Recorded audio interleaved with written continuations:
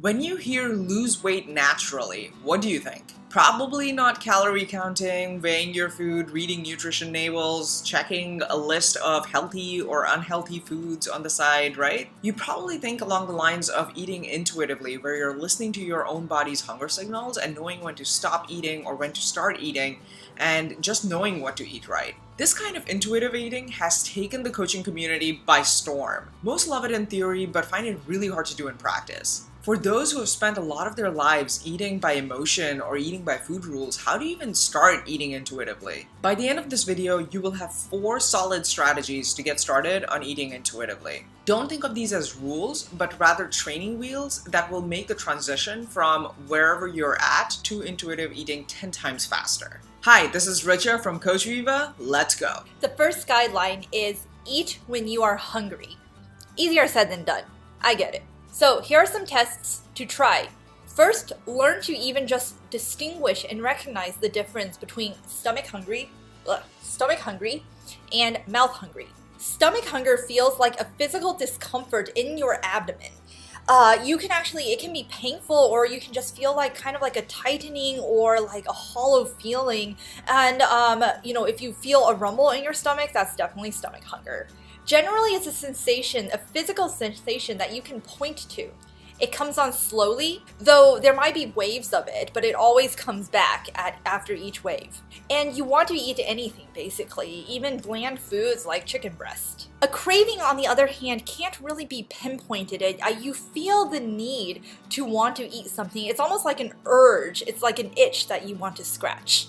It's not really a physical sensation that you're feeling. You can't point to your stomach and be like, it feels uncomfortable here. It usually comes on suddenly, and it can go away just as suddenly if you ride that wave.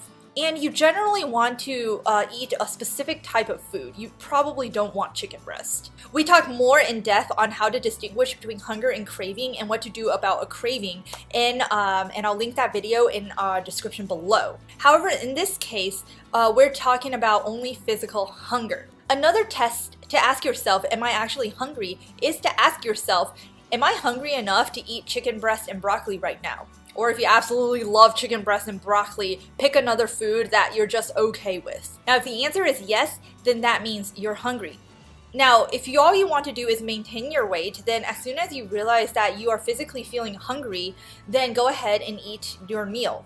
On the other hand, if you are trying to lose weight, then when you are feeling physically hungry, let yourself wait about 30 minutes after that first point in which you realize it. The goal is to get yourself to actually feel a little bit hungry first before you eat your next meal.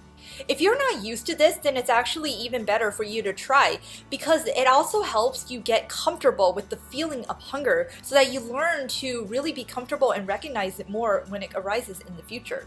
Because the side effect of this exercise is to get you to be more comfortable with the feeling of hunger, and so you're not just in a panic mode whenever you start feeling hungry and just eat whatever is around. Number 2, eat until you're satisfied but not full. It's easier for some people to just imagine this as being 80% full. So how do you tell if you're 80% full? You start by eating only half of your plate, and if you're snacking, then just half of your snack. This means that even if you're just having an apple, have half the apple. Then pause for about 5 to 10 minutes. If you're having a smaller meal, then pause for 5 minutes. If you're having a bigger meal, then pause for 10 minutes. While you're paused, go ahead and drink 1 to 2 glasses of water. And then after the pause, ask yourself 2 questions. Number 1, am I not hungry anymore? And number 2, can I still go out for a brisk walk or a light jog? If your answer is yes to both questions, then you're done eating. But if your answer is yes to not being hungry anymore, but no to going out for a brisk walk or a light jog, then that means that you might have eaten too much. If you answered no to the first question, that is, you're still hungry, and if you answered yes to going for a light jog or a brisk walk, that means you're not yet satisfied and you can still eat more. Eat the remaining half of your plate and then do the exercise again. That is, pause again for 5 to 10 minutes and the whole thing before you get anything more. Lastly, eat mindfully. Okay, you probably heard this a million times before, but what does that actually mean in practice? It simply means eating your food with 100% focus, not doing anything else. Now don't worry, there's no need to be ride or die about it. It's okay if you're not 100% focused. It's really hard, I get it. But try your best effort. At the very least, remove any distractions from your surroundings when you're enjoying your meal. That means not eating while driving in your car, not eating while in the kitchen, on your way to go do something else.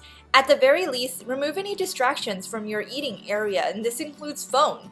Ideally, you're comfortable sitting in a chair in a room designed for eating, like a dining room, and you're eating your food on your plate so that you're really making it a special occasion rather than just a functional, mindless thing. So this means not eating while you're walking out the door, not eating while you're driving in a car, not eating while you're at your desk working and not really paying attention to your food. Even a small cookie, you ask?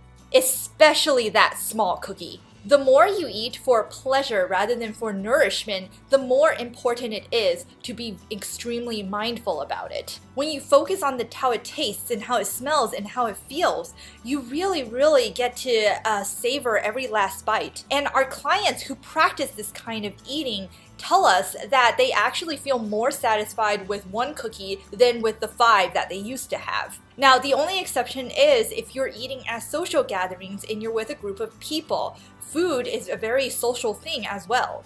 But that's not an excuse not to be mindful. You still want to be mindful, but towards the people that you're with. Be mindful of the conversations that you're having and really enjoy it. Most people find that if they really are giving them all of their attention to the conversation and not constantly worry about, oh, what's on the menu, what's on my plate, how much should I be eating, they naturally end up eating less because they're so focused on the exciting conversations that are happening that their brain is not consumed with thoughts of food anymore. So there, you're still being mindful, but this time towards the people that you love. Point number 4, eat mainly whole foods. This is vegetables, lean protein, and healthy fats. I know these sound like food rules, but here's the difference. I'm not going to tell you how much of each food to eat. I'm only giving you a guideline of what foods to eat more of, so that your body feels, okay, I have enough nutrients, you can stop feeling hungry now. If you're eating 0 of the foods right now, try eating just 1 of the food if that appeals to you. We cover more in depth why vegetables, lean protein, and healthy fats are so satisfying to your body in our video called Why Am I Always Hungry? I'm going to link the video in the description below so you can check it out. But the gist of it is that our body only has one way to communicate that it needs nutrients, and that's hunger. It does not speak in nuances. So if you're eating a lot of foods with no nutrients, what we call empty calories, then your body still hasn't gotten the nutrients that it needs to function properly. And as a result, it's going to make you hungry. And if you go ahead and eat more empty calories, it's still hungry. Which is why when you're eating a lot of fries, for example, you find yourself getting hungry quickly because you didn't really eat any nutrients. You just had a lot of calories that got converted to fat. So this is actually an exercise in mindfulness. Pay attention to which meals are making you satisfied. So for example, we had a client where she finds that if she eats, for example, cauliflower rice, she feels a lot more satisfied. Now, cauliflower rice is just fiber, but she feels very satisfied after eating it because she can have a large volume of it. Like she can eat 4 cups of it and it barely makes a dent in, pushing her over the calorie limit. And it's just the volume that is keeping her satisfied. So if you're a volume eater, you may want to find foods where it's that low calorie and you can have a large volume of it. And for other people, for example, the volume doesn't really matter. It's really just about the nutrients, and even if it's smaller volume, but they feel satisfied after eating it, then that's a good signal that you do not need to do the cauliflower rice scenario, for example. So there you have it, 4 solid strategies to get you started on losing weight naturally, aka eating intuitively. If you like this content and you want more content like this, go ahead and hit that subscribe button and also hit that bell icon so that you get a notification every time we upload a video. Alright, until next time.